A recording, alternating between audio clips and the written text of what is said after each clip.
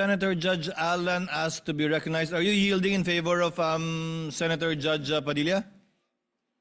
And thereafter, Senator Judge Soto, thereafter, Senator Judge Thank you, Padilla, Mr. before the Presiding chair Officer. makes a ruling on the matter. Yes, Senator Judge Alan Cayetano is recognized. Thank you. I'm happy. You may proceed, sir. I'm happy I finally heard Senator Judge Erwin Tulfo is concerned about the justice or injustice to Vice President Sara. That's good news. Regarding the waste of time here, sabi ni Senator Joker Arroyo, it is useless to argue a legal point with a non-lawyer. When Senator Marcoleta brought that up here, nagkaroon ng commotion. Senator Miriam stood up here many times and said, kaya ka nga nagpo 4 years na law school at nagbabar. So let me give my own interpretation. The impeachment court is formed with lawyers and non-lawyers. And we interact, and it's for everyone, and we're equal. But if there's an engineer here or a doctor, and they talk about medical principles, I have to either study and argue on medical principles. Hindi ko pwedeng sabihin, hindi, ganito lang yan, logic lang yan, etc. Di ba? So, ang legal principle natin today is simple, integrity ng court. So, allow me to mention that to the people and help educate my colleague here. The integrity of the court and the justices or judges is always relevant. So if the Supreme Court or COMELEC, Court of Tax Appeals, Sandigan Bayan is being heard and the judges are being threatened, you give them time. So we cannot take the impeachment out of context. May nangyayaring flood control scandal, may nangyayaring gulo sa Team Unity na hindi na united ngayon.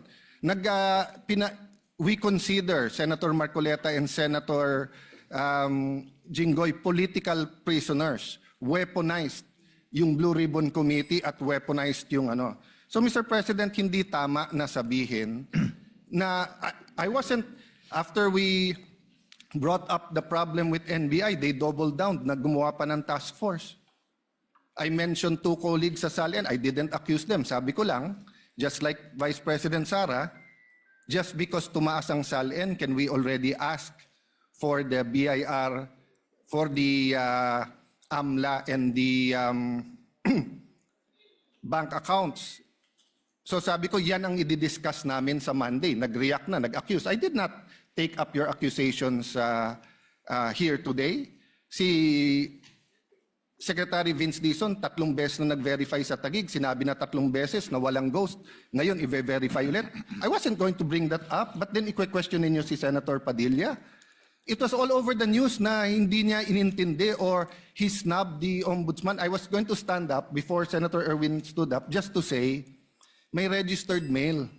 So nung una pa lang, 5 minutes si Senator Tulfo, so I'll take the 5 minutes also if you don't mind.